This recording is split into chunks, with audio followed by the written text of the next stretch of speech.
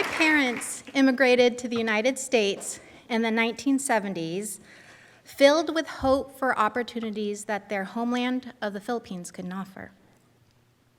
My father joined the U.S. Navy in 1974 while still living in the Philippines, married my mother in 1976, and they reunited a year later in San Diego. When my mother stepped off the airplane, she was 4 months pregnant with me. And later when she told me the story, she said that I was the heaviest baggage she ever had to carry. My father worked full-time, and my mother worked several jobs simultaneously, frequently 16-hour days, which meant that I was the third parent. And many of you perhaps, firstborn, first generation firstborns understand this predicament. But we as a family did what we could and needed to survive. My parents' sacrifice in coming to the U.S.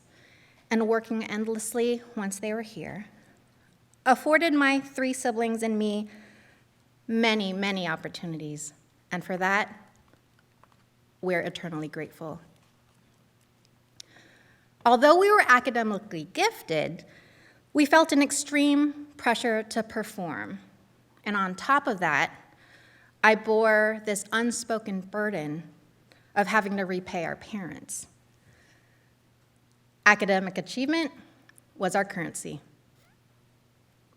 Year after year, I was awarded these best overall student trophies. They sat atop our mantle, and they were a constant reminder, but also a borderline threat.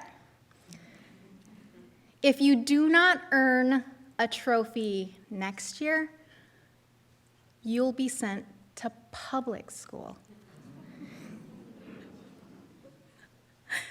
Best overall student trophies from my private Catholic grade school. All right. So after I graduated as valedictorian of my high school, I attended Stanford University thinking that I wanted to become a doctor because, of course, as an immigrant child, being a doctor is one of only 3 acceptable professions, the other 2 being lawyer or engineer. I used to think I was smart, and I was smart, but was I happy? So I took an informal poll of my freshman dorm, and it turns out that 75% of them were valedictorians. Did I belong in a space of such high achievers? Or was I the mistake? Was I the token minority they needed to fulfill their quota that year? Being perfect, it wasn't good enough anymore. Freshman, sophomore, and junior years were rough. Homesick and depressed, I felt a tremendous pressure to succeed as a teeny tiny fish in a humongous academic pond. I realized that the pre-med track was not for me. Organic chemistry made my brain hurt. I was miserable, and I was lost.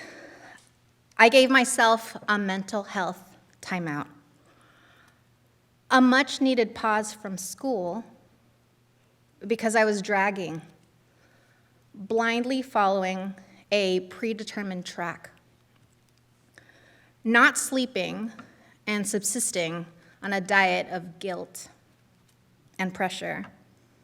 The path was soul-crushing, and it wasn't going to end well. I had to make a choice. First quarter of my senior year, I did something radical. I chose me. And you might wonder what I mean by that. I gave myself license to explore a career path that would not only allow me to succeed on my own terms, but also align with my values of making an impact on the world. My father had also said, "Do what you love, and the money will follow." I became a student teacher at Bing, Stanford's laboratory preschool, and surrounded by 2- and 3-year-olds discovering the wonders of the world, my mind swirled with nerdy enthusiasm. It was aligning theory and practice of child development, and my heart was aflame. For the first time in my life, I felt purpose rather than guilt and obligation. Some fun facts. Did you know that 90% of a child's brain is developed before the age of 5?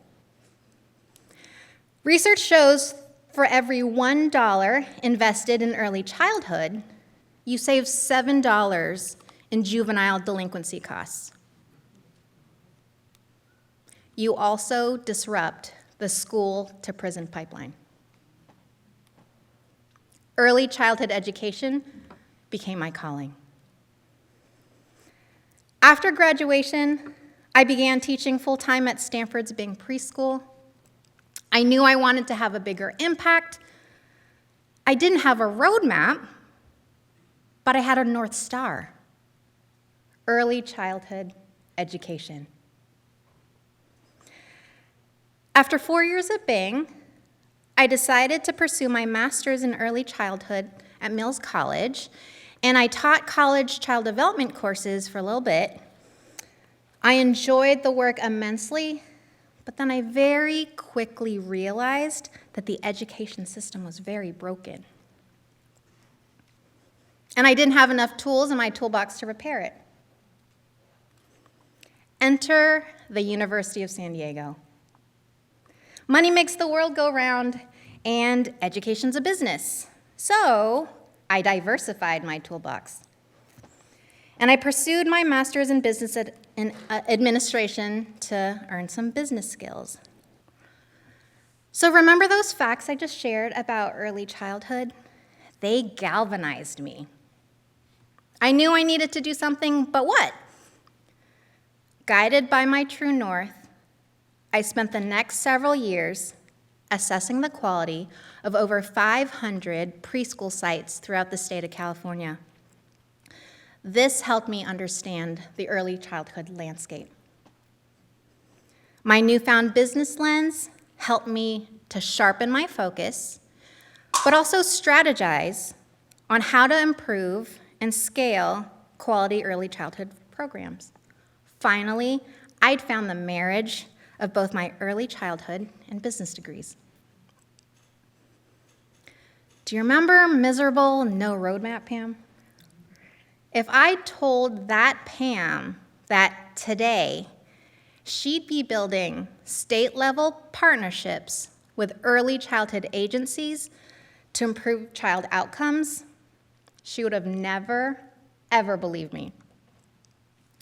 Pam 1.0 went from teaching a classroom of 25 children to teaching a classroom of 25 teachers, who in turn would each be teaching classrooms of 25 children of their very, very own. And now I'm collaborating to create systems to support thousands of children and their families. To amplify my impact, I had to travel a bumpy road and make some really hard decisions. But as hard as it was to make those decisions, I knew I needed to hold space for myself. I knew I needed to learn skills, and I knew I needed to follow my true calling in life. So I'll leave you with this. Choose you. Acquire the tools you need to build and repair, and embrace your North Star. That, my friends, will lead you on a path of impact beyond the here and now. Thank you.